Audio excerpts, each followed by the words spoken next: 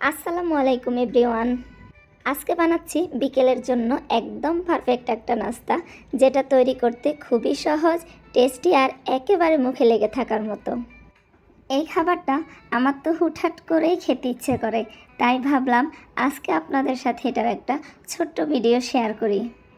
তার জন্য প্রথমে আমি একটা বাটিতে কিছু পরিমাণ পানি নিয়ে পেঁয়াজ, কাঁচামরিচ, টমেটো, সাথে একটা লেবু এবং কিছু ধনিয়া পাতা ধুয়ে নিয়ে ছোট ছোট করে কেটে নিচ্ছি।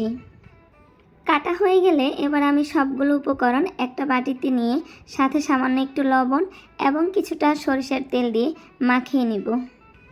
তারপরে আমি দিয়ে দিব আমাদের আসল উপকরণ চানাচুর এবং পরিমাণ মতো কিছুটা মুড়ি।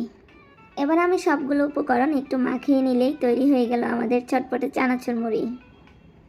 বিকেলবেলা এই মুড়ি মাখার সাথে 1 কাপ চা হলে তো কথাই নেই।